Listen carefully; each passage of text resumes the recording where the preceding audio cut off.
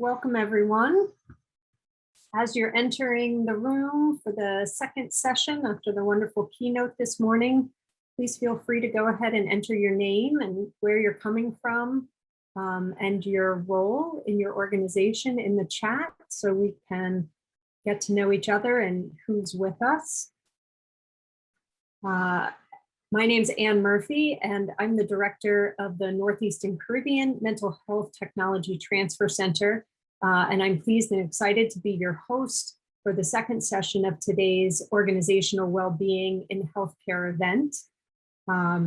Next slide, please. And one more. Thank you. Quickly, before we go any further, I want to provide just a brief disclaimer. This presentation was prepared for the MHTTC network under a cooperative agreement from the Substance Abuse and Mental Health Services Administration, or SAMHSA.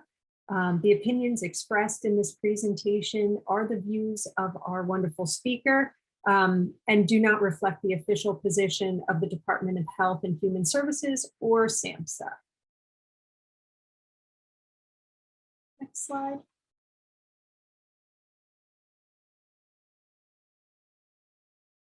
Just a couple of housekeeping items, and you may have seen these in the first presentation, so I'll go quickly. We've made every attempt to make today's presentation secure. If we need to end the presentation unexpectedly, we'll follow up with you using your registration information. You are all muted. You can't unmute and you can't share your video, so we encourage you to utilize the chat and the Q&A to communicate with us. If you have a question for the presenter, please use the Q&A pod, but also feel free at this time and throughout the presentation to comment, communicate with your colleagues, share links for all attendees using the chat button, and make sure you know that you have the option to determine who can see your chat. So you can send communications only to the panelists, or you can send them to everyone, including your fellow attendees. The session recording and the slide deck will be posted on our website within about 2 weeks, so you can access those materials there. And if you attend at least half of the session, you'll receive an email following the presentation on how to access your certificate of attendance. And if you don't already, please feel free to follow us on social media and connect with us on our website. Next slide. Just a brief orientation to our centers. We are SAMHSA funded MHTTC centers that create a national network. We focus on technology transfer, which is the adoption and implementation of evidence-based practices for mental health across the US states and territories. We develop and disseminate resources and provide free local and regional training and technical assistance, as well as resources for the mental health workforce. Next slide.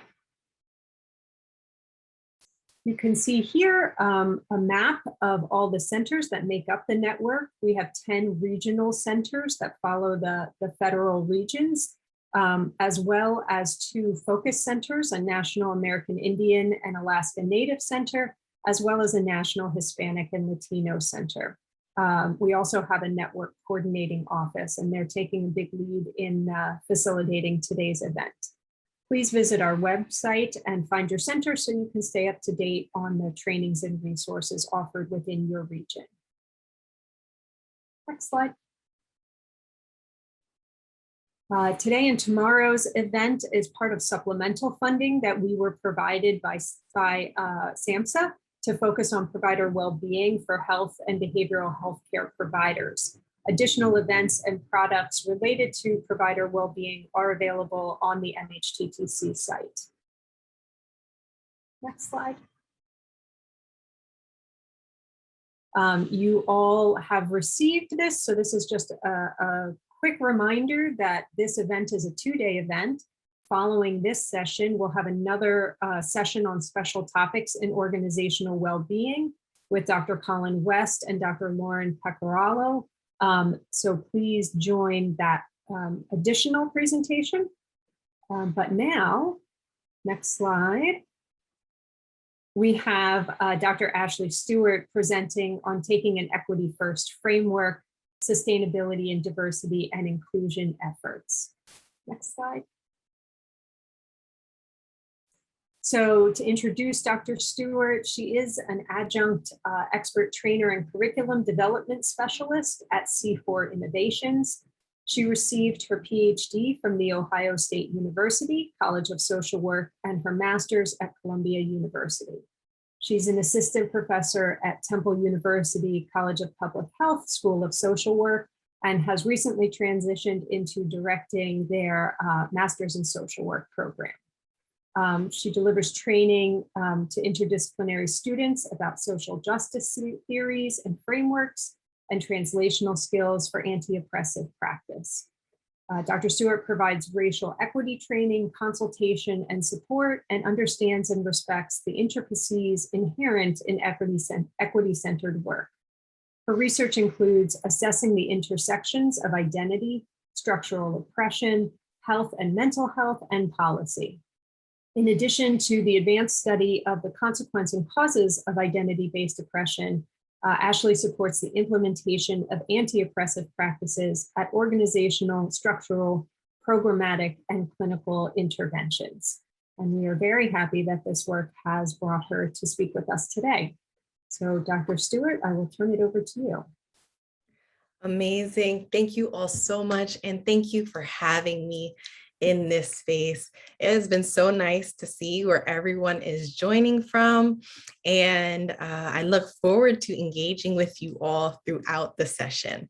So as you saw from that bio, I teach and I primarily teach online. So I'm used to a very active chat box, and I hope that that will be the case in this session. I encourage you to write to everyone when you're chatting in the chat box. However, I also like to add that if you want to engage in this conversation, you want to participate in this conversation, you're also welcome to send it, if you have the option, to me directly or to the host panelists, and I will be sure to read your comment without reading your name so that everyone can feel comfortable and able to engage and to participate. I also will be asking lots of questions to the whole group throughout the session. So just preparing you so you can get your typing hands ready, or whatever devices you use to type and communicate, so we can participate. So today we're going to be talking about taking an equity first framework and the sustainability and diversity related work. And so that's really going to emphasize equity-centered organizational well-being in healthcare. All right, so I had a wonderful intro. I don't really even need to go through this slide. My research, though, focuses on institutionalized forms of identity-based oppression. I've had wonderful and amazing opportunities to train and develop curriculum for university corporations, health professionals, and organizational equity practices more broadly. I love to teach. I teach all types of courses within the realm of social justice advocacy and the application of anti-oppressive clinical practice. I worked as a provider, a mental health provider, looking at race-based trauma, anxiety, depression, and stress related to different forms of identity-based oppression.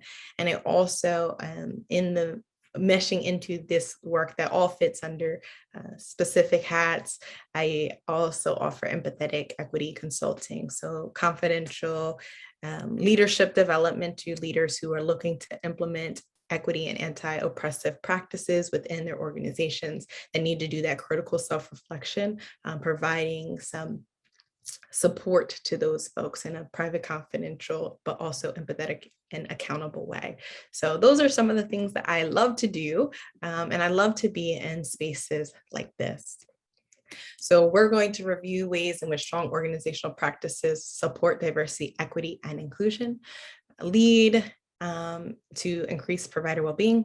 We're going to discuss how structural identity-based oppression can present compounding challenges for folks who are systemically marginalized, and particularly those working in high-stress behavioral healthcare settings. And then finally, a goal of this session is to contextualize the problems by understanding the structural implications and different solutions that can be present when adopting an equity-focused organizational framework. So We got a lot to cover in a short amount of time, so let's get to it. I always start off with requests, and I start off with these requests, one, because it's what I requested the folks in this space, but I think it's also a really helpful toolkit when working with folk to give people resources to talk about racial equity, to talk about equity and inclusion more broadly. Because one of the things that I noticed is that folks have been talking about racial equity and been talking about inclusion. I know this has been the case. And sometimes those conversations are limited and we don't get to substantial change. And so these are some of the tools that I find that are helpful to get to a deeper level of processing, which is necessary for that change to occur. So the first is expect lack of closure. This is a journey. We'll probably leave here feeling like, wow, we have more work to do. And that is the goal. Ask for clarification. Like I said, super interactive. If there's something you see, ask for clarification. This is a space for all of us to be able to engage, to learn, and to contribute equally. We want to embrace discomfort because things don't shift and change without some aspect of tension and growth. And this is the work for us and not for other people. We want to honor that many folks come into this space with a lot of learned knowledge about the topic, and also people come into the space having lived lived experiences of oppression. And so we want to honor those who are in the space who have lived through these experiences and bring personal knowledge. I like to welcome a safe and brave space. So that acknowledges that safety feels different for all of us. Naming and deconstructing systemic oppression feels really safe for me, but that might be a brave space for someone else. And so I want to welcome that there will be both present. If I bring up something on the first slide, and by the time we get to slide 20, you are like, I realized what I was feeling or the question that I had in slide 1. I want to create a culture where revisiting is welcome. Because when we're talking about equity, particularly as it relates to organizational change, the one thing we know for sure is that people process information differently. So at the end of the session, someone might have able to formulate their thought or their feeling around something we talked about earlier and may want to bring it into the space, but have that, I should have said this sensation. Let's revoke that and welcome revisiting and let folks know that you can jump in at any point in time and contribute. Right. When having conversations about equity, being sure to affirm and give credit, and in doing so, honoring lived experiences.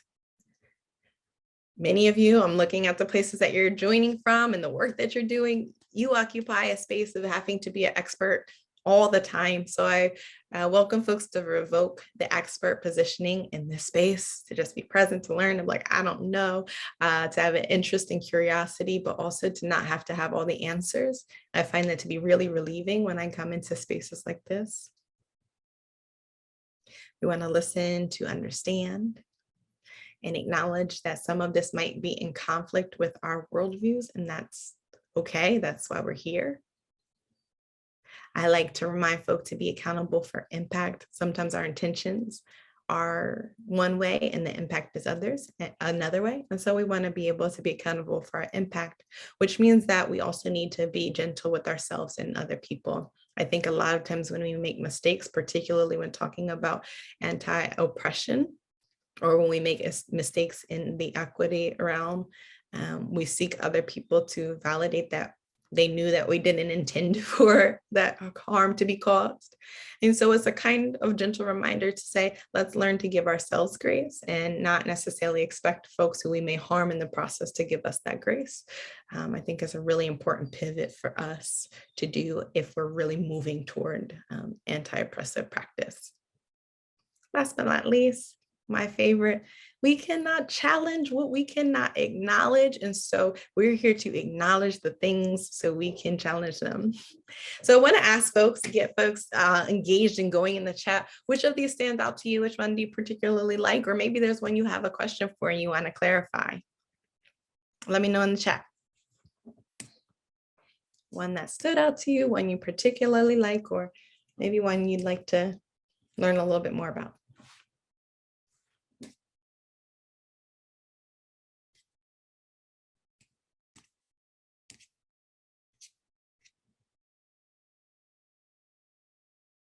Yeah, I didn't know I was going to ask you to type that soon, huh? Wonderful. Lack of closure is realistic and prompts actions after our discussion. Absolutely. Great point. Affirm and give credit speaks to you. Yes, absolutely. People have been silenced, and silencing folks is a form of oppression. So it's very important to give credit. Listening to understand, being accountable for impact. Yes, yes. Working in rural Nevada, honoring the experience and expertise equally. Yes, my pleasure. Listening to understand. Folks seem to really like that one. Revoking the expert positioning. Yes. Beginner's mind. Absolutely. Creating both safe and brave spaces. Awesome. Revisiting welcoming. That's one of my favorite ones. Yeah. I frequently experience that too. Someone said that they like the revisiting welcome. It stood out to them because they frequently have that, oh, I should have said that earlier sensation. But giving folks the space to say it's okay to come back is what they shared. Awesome. Please continue to type in the chat. My eyes are on the chat the entire session. So I want to continue to see which ones stand out to you. Yes, Shannon, I love that one as well. So let's talk about why this particular conversation is so important. And the reason why this conversation is so important is most likely surrounded by what fulfills you the most about your role. So I am interested, what does fulfill you the most about your role in the work that you do? Yep, I'm still seeing things come in from the previous slide. Awesome. Thank you all. What do you love most about what you do? What's the impact you feel that you have?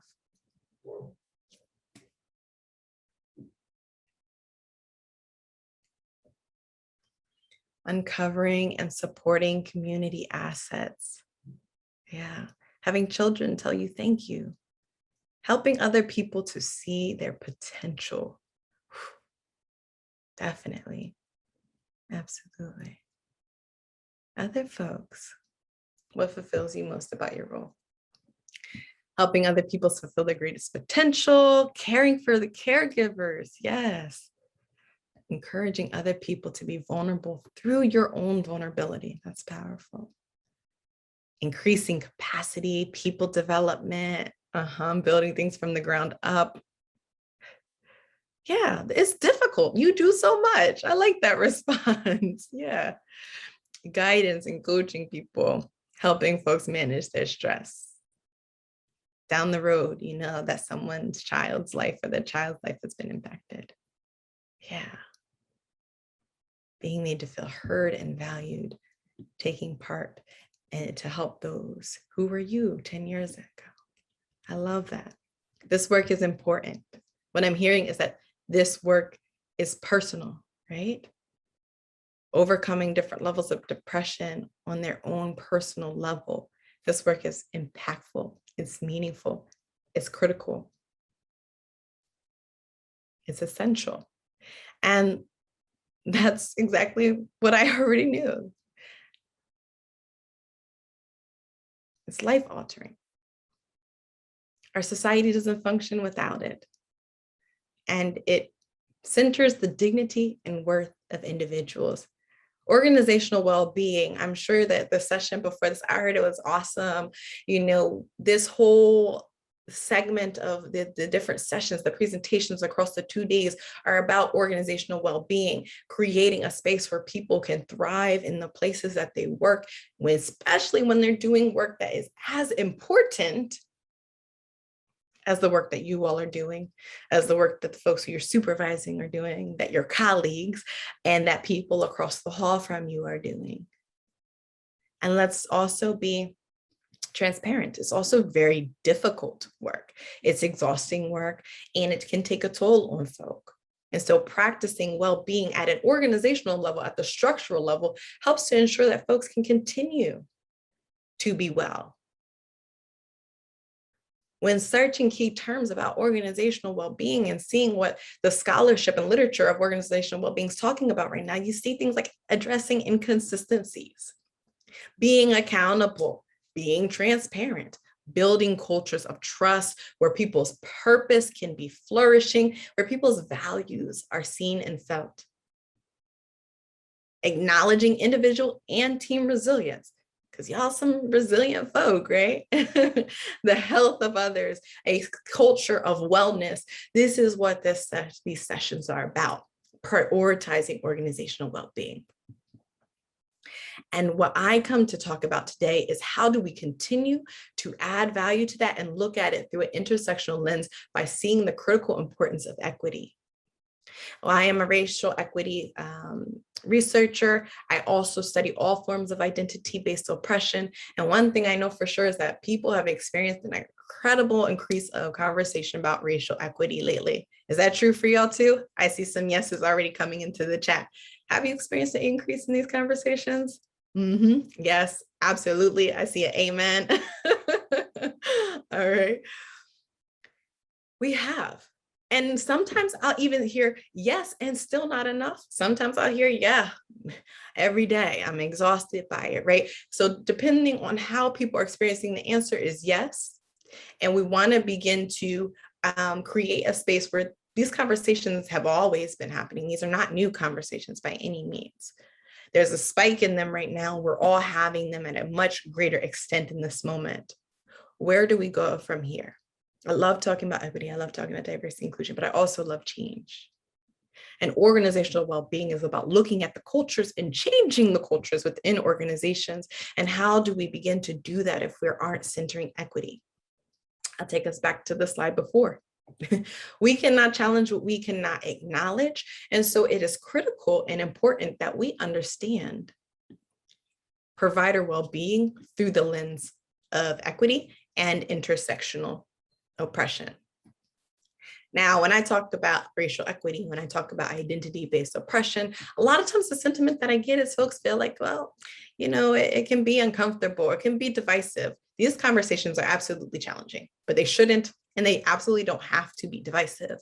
And in fact, when I see deflection or dissociation happening, it's really because we have an understanding gap. There's a knowledge gap, right? We are operating in a space of possible ignorance. And when I say ignorance, I mean the literal term, literally not knowing. And so when we are asked to engage at a deeper level with something that expands beyond our own reality, it can be quite challenging. Or sometimes we're asked to speak about things that we live through every day, and that can come with emotional exhaustion. So yeah, the conversation is going to be challenging, but it doesn't need to be divisive, because if we're utilizing or accessing the same framework for how we're talking about things, then it can be extremely productive. And in fact, it can lead to this type of organizational well-being that's needed. Yes. Also, I see questions already coming in the QA. Please put them into the QA. I will read them and I'll put them in as we chat through. Great. So the first thing that I want to address is our definition around intersectionality, right? So intersectionality acknowledges that there is not this essentialist view that we can take when looking at people. What I just acknowledge is that the work is tough and demanding and rewarding all at once. The different things that folks are addressing and responding to, particularly as it relates to all forms of health and behavioral health, is high demand work. And also, some folks are also experiencing intersectional oppression in addition to those things. Right. Oh, and for folks who are raising your hands, absolutely. I hope that there's time for a Q and a discussion back and forth at the end. In the meantime, I want to hear your question. Please put it in the QA or send it to me directly. I'll be sure to respond. So when we're talking about intersectionality, the term has kind of got a little, convoluted over the years. We're referring to things that are kind of about the duality of folks' lives, but intersectionality is really looking at the ways in which oppression come together. People experience multiple forms of oppression that impact the way that they experience life, that they experience work, that they experience society. And it's deeply rooted in a whole lot of scholarship and comes out of this really critical move within conversation within our society, along with the terms microaggression. Most folks are familiar with microaggressions, I believe. But most folks are really talking about the origination of microaggressions. Started in the term, at least, was coined in the 1960s, 1970s, was talking about something really significant, right? We have a lot going on in 1960s, 1970s. To talk about the shift from more overt forms and insidious forms of oppression, more overt forms to those more insidious forms, to those more covert forms of oppression. Right? Exclusion, saying things that will be harmful to people, really thoughtful and intentional things that were meant to demean and to put down folks. That's a very different definition than how we talk about microaggressions today. And similarly, that has happened with intersectionality. It's describing something quite specific. And it is talking about the reality that people are showing up in different spaces, dealing with multiple forms of, in this regard, challenging work dynamics. So we're going to sit in that intersectional space, and we're going to talk about the identity-based oppression that also occurs, that's needed to be addressed for there to be, in my opinion, true organizational well-being. We're going to talk about implicit and explicit biases, and we're also going to talk about institutional bias. If we talk about culture shift, we must talk about institutional bias. So implicit and explicit biases, those are the ones that we process through for ourselves. Implicit, subconscious, might not even realize it. Explicit, maybe even are things that we associate or describe as our preferences, or they're outward, or we might even be able to communicate those. The reality of it is that a lot of it is developed and formulated through different messages that we receive through society about what's right, what's wrong, what's normal, what's not normal, what's good, what's bad, etc. Now, these same biases can translate into an institution, into an organization. And so when we're thinking about organizational well-being, we must also think about the institutional biases so that we can begin to address them for well-being to happen for people who are experiencing intersectional oppression. Yes, please, thank you. And so I see that there's a question about how would an organization embrace and advocate for equity among a diverse workforce of individuals? That's what this session is about, right? How do we embrace and advocate for equity? Because, well, people are occupying spaces within organizations doing that incredible work that we described earlier, while also experiencing oppression-related weathering and allostatic load, overwhelming folks' ability to cope. Having to constantly shift or adapt or be cognizant of their whereabouts, which we'll talk about to great depth in this session, each and every day. Because when we know that the layers of racism and we know that the layers of oppression exist in a multitude of different ways. You have institutional racism and organizational and structural. A lot of times when we talk about racism or any form of oppression, really, we tend to think about it from the lens of an interpersonal one-on-one between you and I example. However, the reality of it is that that's one of the ways that it manifests. And unless we have an appreciation for or an understanding of it at the institutional, organizational, or structural level, we really cannot begin to understand it outside of the context. And so this is really about embracing our own self-work that has to happen for equity to occur. So this session is about equity first framing. What does that mean? We always talk about diversity, equity, and inclusion. And I think a lot of times it's proposed or implemented in a similar fashion. We recruit or we seek or we say, we need to diversify, which is absolutely important. And we reach out to diversify folk, diversify a place, diversify an organization. And then we have a whole bunch of diverse folks, and then issues come up, and then we try to build in equity practices to meet the issues. And we do that because we want to be inclusive. That's okay, but what does that lead to? Why is that What could be wrong with that approach?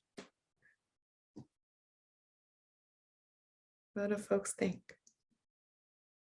When we diversify folk and then respond to equity issues so that folks can feel included, what happens?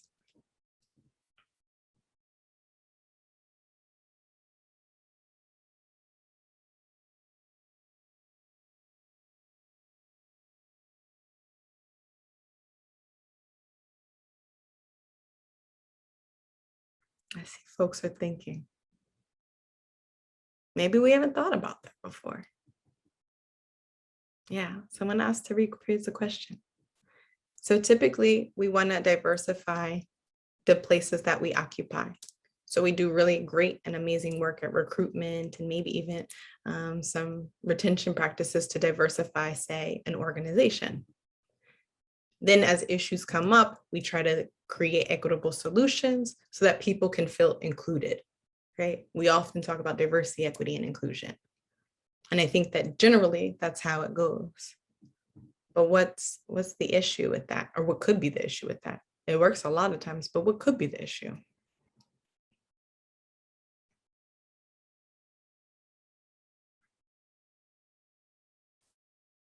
And the reality of it is we might not have thought about it before. Yeah, if you're not inclusive from the beginning, you might be missing diverse folk to begin with. I think that's a really great response. It also thereby requires the learning or experiencing or tokenization of those diverse folk. Yeah. If there's not even a high level of diversity, then you won't even be able to address the issues. Action preceding the thought, the data, and the feedback. Yeah. How inclusive do we want to be and at what cost? Would love to process that more. Equity solutions can only work if folks are open to understanding the cultures and values. If folks will feel singled out, right? Equity issues might be preventing you from achieving that diverse workforce. Exactly. So we want to propose an equity first framework that says that we do the very difficult, and I think that that's where we often get confused, is that we think that equity is just like the stance. Equity is the work. Equity is examining the institutional practices, the cultural norms, the energy, the biases, the tangible changes that must occur for a place to be equitable so that folks can be included when diverse folk come. Because otherwise we're bringing diverse folk into spaces to do work where they're not able to fully be themselves or not able to fully contribute. And that is continuing to evolve and cause harm to these diverse folk who are bringing so much to the workspace. Are we prioritizing equity first? Utilizing an equity first framework so that we contain the structural organizational change that needs to occur so that we can have inclusive space for our already diverse folk who are occupying these spaces and for the people who we want to bring in their unique perspectives, skill sets, knowledge, and we want to value that in the place. Yeah. Exactly, ignoring challenges that might likely be present, but may not be addressed. Exactly, right? And so strong organizational practices need to reflect sustainable equity initiatives. We talk about anti-racist and anti-racism has been terms that we've been using a lot. A lot of times we've been taking it on as like an identity, but it's really an action, as is anti-oppressive practice. It's awareness that there are issues coming, and it's also the action. And in fact, I think a critical pivot or reframe in how we think about it is we always often think about inequities and we go, that's so unfair. We should stand up. We should stand with. We should stand for those folk.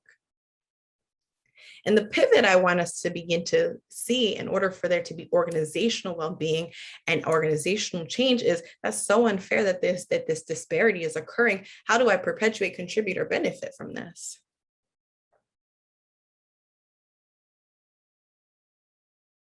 And when we have that central reframe, It allows us to see that we might want to be an advocate for folk, but if we can't examine the systems that we're even navigating ourselves, then we're not uncovering some of those institutional biases that we ourselves could be perpetuating. That's where defensive and that's where divisive comes up. But if we can embrace the reality that this work is continuous, perpetual, and is deeper than not offending someone, but really about the entire structural change, about leadership styles, about engagement with colleagues, about the way that our organizations run in terms of well-being, that would really honor the lived experiences of folks. And so I want to take a moment to honor the lived experience of folks in this space and among your colleagues, clients, and community members, folks who you have the opportunity to serve in your work, who are experiencing racism, oppression, discrimination of all kinds. So I keep talking about institutional bias. What are we really talking about here? Institutional biases could look like business as usual.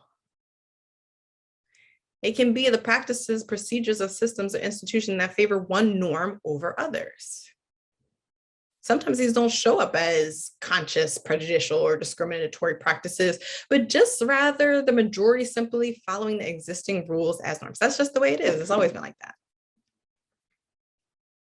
That's how we do it, right? Biases are experienced, they're felt, they're transferred like energy. And just like microaggressions, which aren't small or insignificant or inconsequential, biases are also deeply rooted in a compounding source of oppression.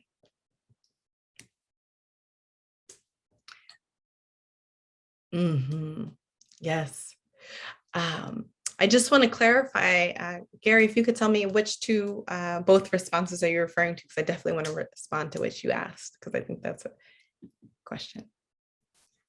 And so while that's going through, a moment, and this is not a question for folks to respond to, so don't feel that you need to respond to this one. This is just an accountability check, my dark blue, or accountability checks. These are thought exercises for us. I want us to think about what is normal and what is usual to us. What is normal, what's usual? Because a lot of times the conversations around privilege tend to be quite divisive. And it's because we're only talking about it from one particular framework. What are the things that you don't have to think about on a daily basis? What things just feel normal and usual to you? And might that place of comfort that you exist in what's normal and usual maybe be a place of discomfort and exclusion for other people? I think institutional bias contributes and continues for so long because it is the norm. That's how we do things. It's always been like that. I want to go back. I see. So to the point of how do we stand up versus how do we perpetuate?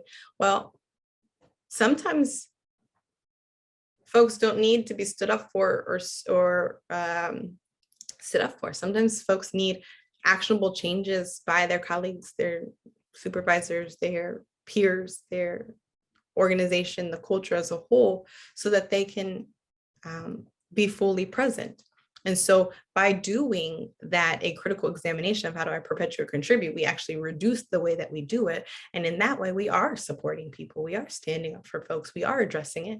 Because once it becomes not a normative practice for us, then we are more inclined to address it. So by doing the second or the latter, we actually inadvertently or consciously begin to do it in the former.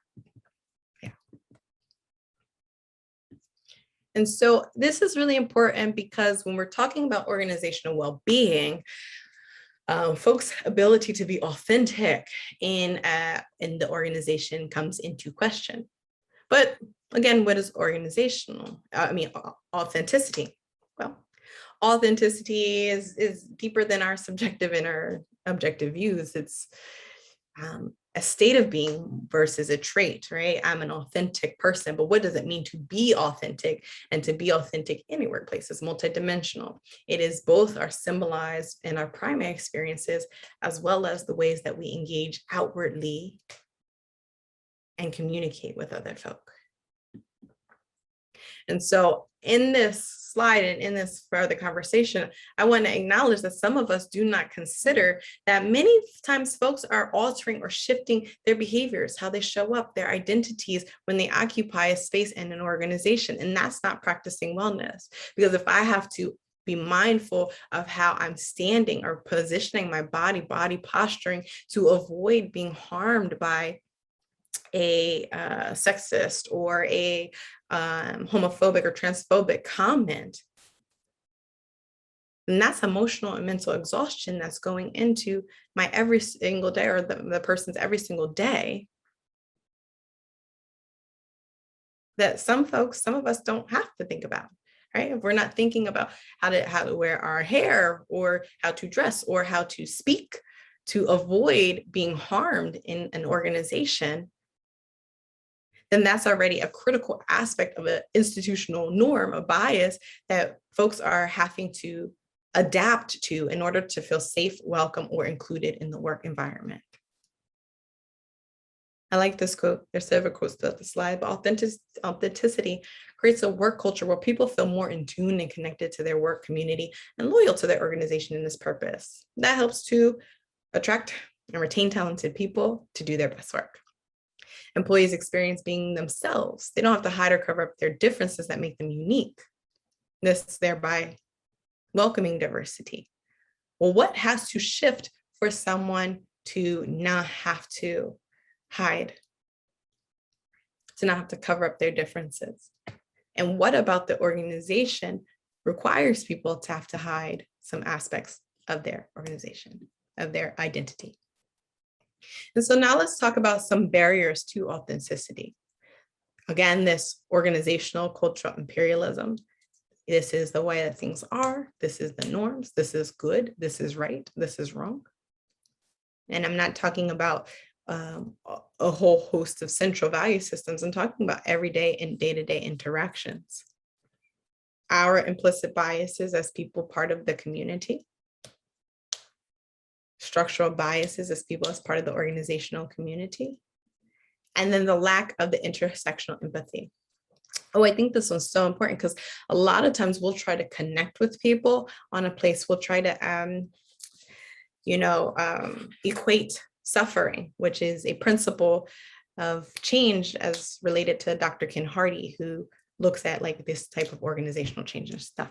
He says, one of the key structures for folks who occupy places of privilege, acknowledging that we have different places of privilege in our lives, we tend to equate suffering. And I think that that one's really important because we look at it as empathy. Yeah, I know that this has been really hard. I want to acknowledge how hard this has been, and it's been hard for us all. That is coming from, I think, a very genuine place, but what it could potentially miss is that intersectional empathy, understanding that that there are different ways that people are being harmed, right? There are ways that people are being impacted negatively that is being missed when we equate suffering.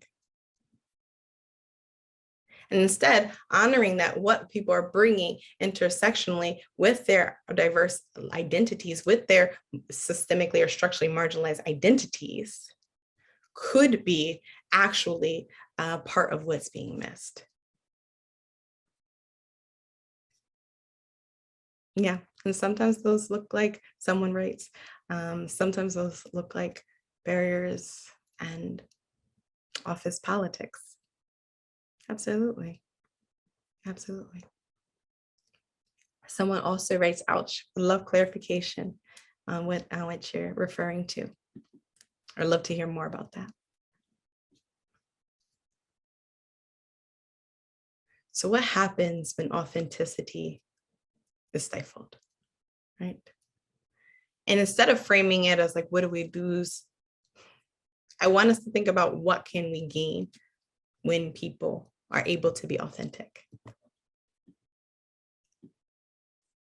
And so what would the work environment look like if folks, particularly folks who have been systemically and structurally marginalized, what would it look like if everyone could contribute fully? And while folks are thinking about that, and I hope sharing in the chat what they envision that will look like, I want to share this quote. Being authentic improves productivity, increases performance and success, and allows people to exert less energy and less time censoring or hiding themselves. Indeed, employees often have linked themes, spending less time and energy on self-monitoring, freed up more time for energy focused on the task at hand. Yeah, innovation and feeling valued.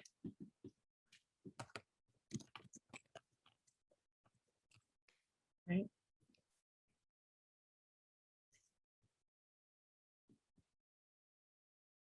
And this needs to occur.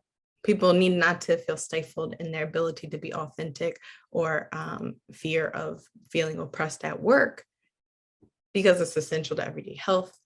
Because when it happens, that innovation, medical innovation, health innovation, it can occur. Impactful research can occur. Life-saving services are able to be offered, and groundbreaking discoveries can happen, right? A respectful and a supportive work environment, someone shares. Absolutely. Absolutely. So I want us to think about steps that we can take to move forward. How do we create a space of authenticity? How do we create a space that centers equity, that takes those necessary steps?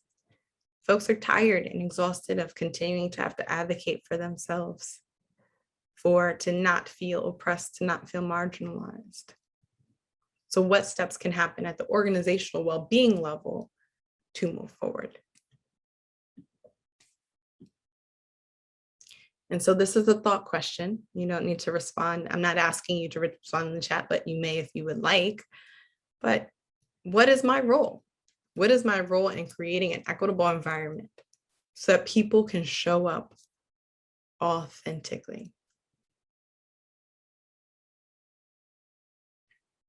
Is it educating decision makers?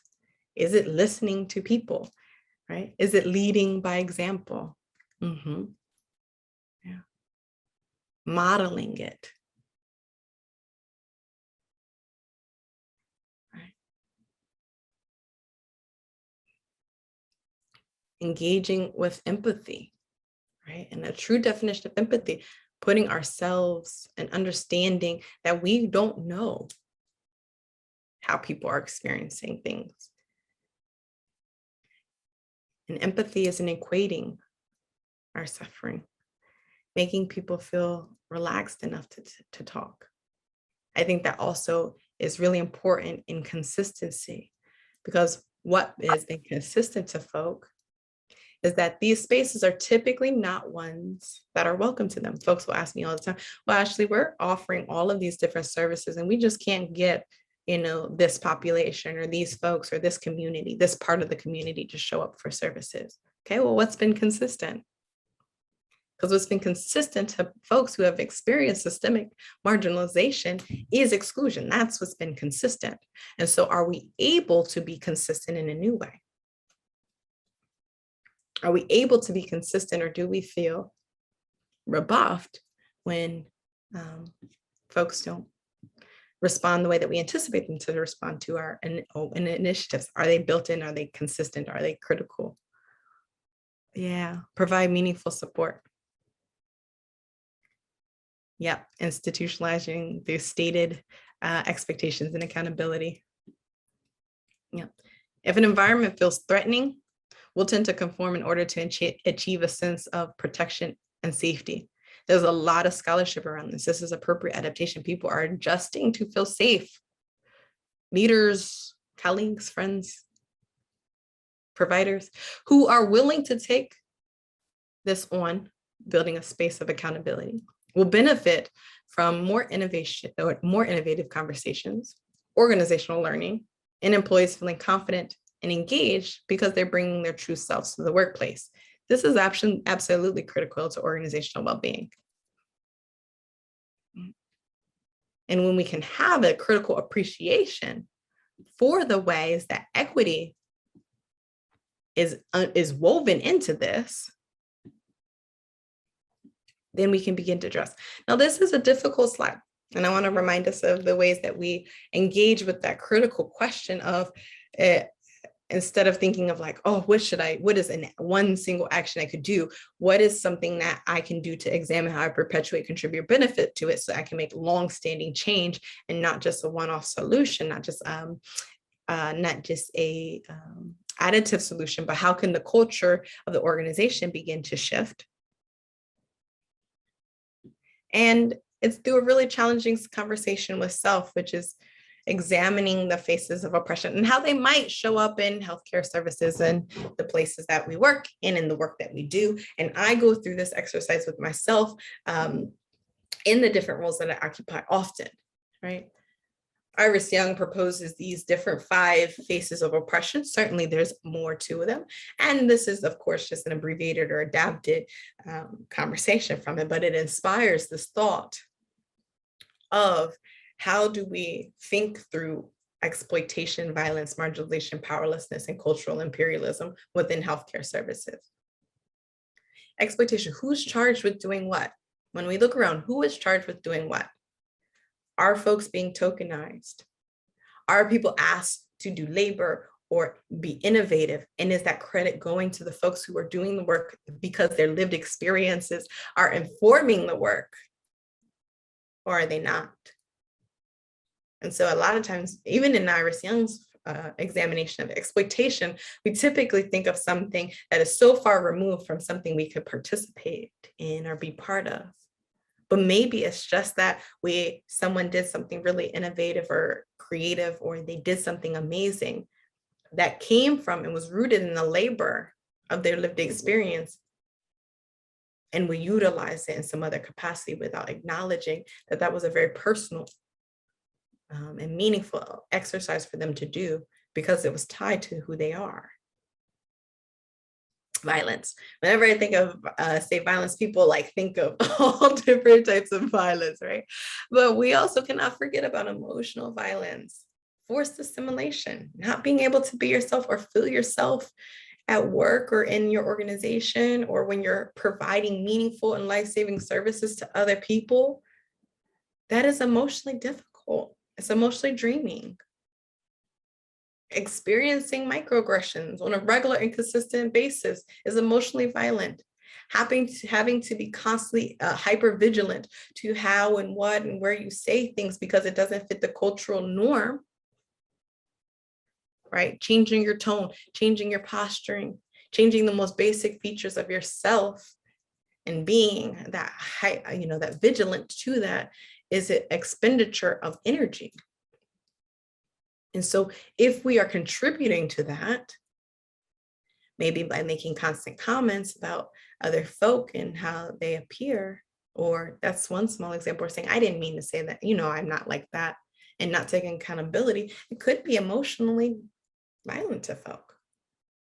National narratives can be very violent too. Absolutely, someone says, right?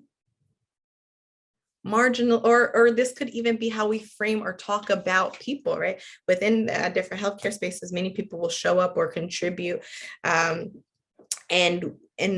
there are stereotypes that are perpetuated onto different groups that could be emotionally violent. Marginalization, who's reflected in your practice, who's reflected in your organization? What is the comfortable ways that we're talking about things, marketing things, researching things? Are we for my folks who are working in different spaces where you're looking at institutional data, are we disaggregating our data to be able to examine it in a way that reduces marginalization? Powerlessness, who's being silenced?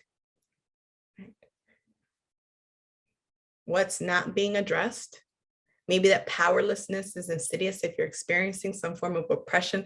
Is it a subtle and innocuous value in the organization that you just don't say anything, even if you're being harmed. That's oppression. Or maybe it's just, harmful narratives are going around and the silence is kept to create a comfortable environment. Well, we're prioritizing one person's comfort versus other folks' comfort. And so what might be uncomfortable for you or I in a particular moment, by standing up or saying something or addressing something, the discomfort of having some, the team engage in some racial equity work and the deeper level examination of that discomfort is a fragment of the discomfort that people who live with it every single day and show up with it every single day experience. And that's really important to be mindful of. And then finally, is it cultural imperialism? Are the values and norms, both implicit and explicit, ones that are rooted in, a dominant narrative?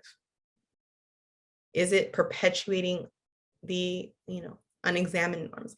And, if I had a lot more time, we would dive into very much so in depth what it means, what consists of this dominant culture. This is the work that we need to be doing.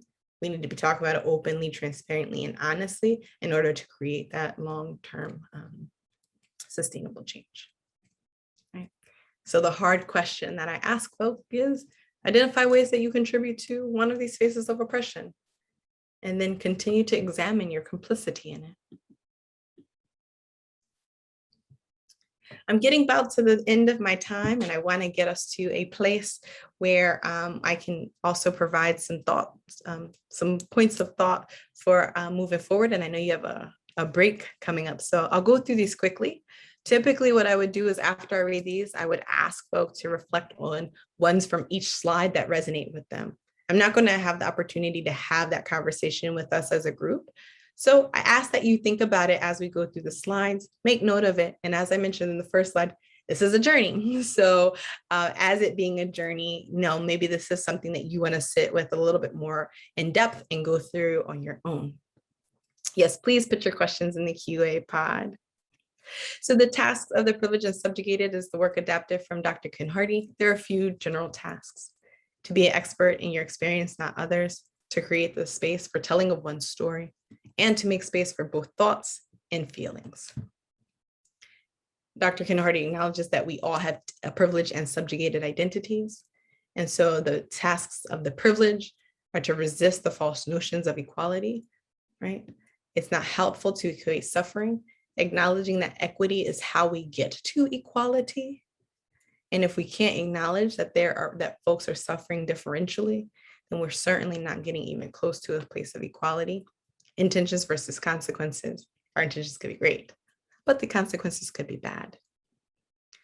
A lot of times we like to have a historical approach, but we want to challenge that. History does matter. History does impact the present, and we cannot understand folks or their experiences outside of that context. Sometimes people say, well, they perceived it that way. That perception might be lived data every single day of their lives through themselves or vicariously. And so we don't want to miss that opportunity. To be consistent and not give up on connections with people who have been subjugated, even if we are initially rebuffed. You might have offered a great program and it wasn't well received, but that doesn't mean that it wasn't important. It might just mean that you need to be consistent so that folks can trust that this is going to be an equitable space and not to be a framer of other people's experiences.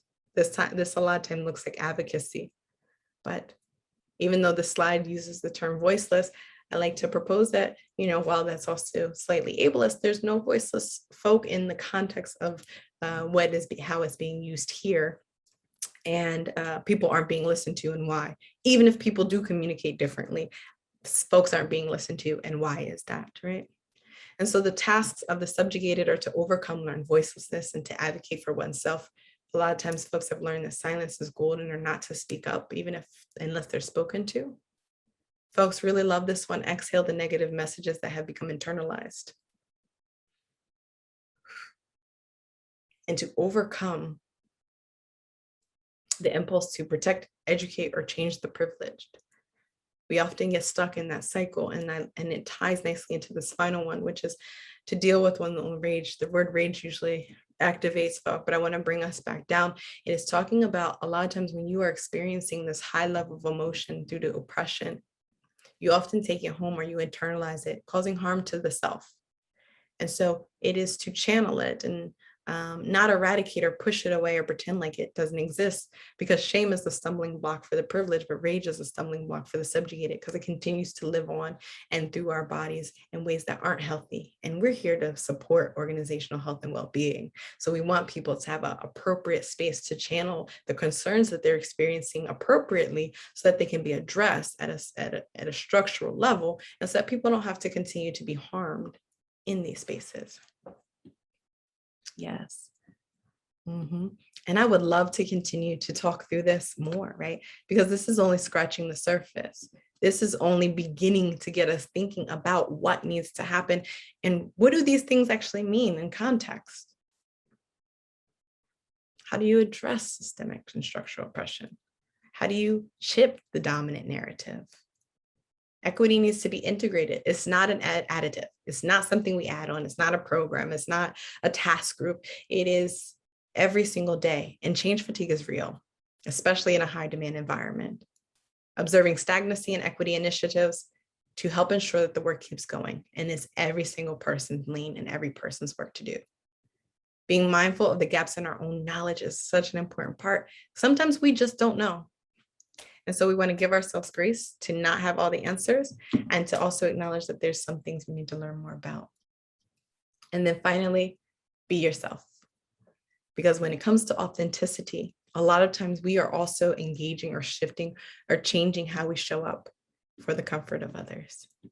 And then from this last slide, which a lot of it was covered on the previous, I think it's important that we be clear.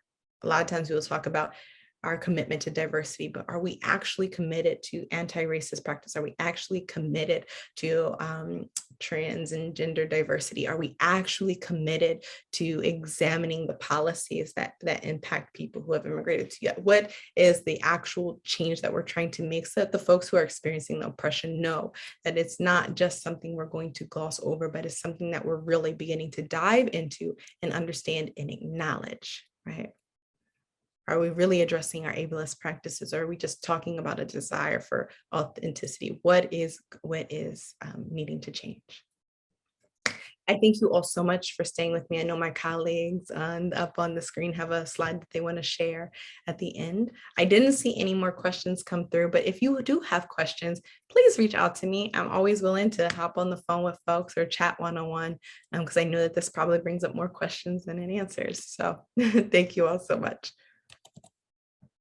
Thank you so much, Dr. Stewart. I didn't see any additional questions come in. I think you were addressing them as folks went along. So thank you for being so nimble with the Q&A and chat box. And thanks to the participants for their active engagement. It was a very wonderful presentation. I think really bringing to front of mind how critical it is for us to think about how failing to address equity and inclusion and diversity negatively impacts our organizational well-being and, of course, individual well-being as well. But I don't know that we always think about it in such an integrated way. And I think you really brought very clearly to the fore, how if you don't address equity, inclusion, and diversity, how you're not adequately addressing organizational well-being. So thank you for that. We are out of time, but next up we have the last session for the day, special topics in organizational well-being, followed by a brief closing. So right now, if folks can go ahead and switch over to joining the next session, Felicia has put the Zoom link in the chat. So you can click there to move over to the last session. And again, Dr. Stewart, thank you so much. Really interesting and engaging material and very, very helpful in helping us think about next steps around developing fully the organizational wellness approaches. So thank you. Thank you all. Thank you, everyone.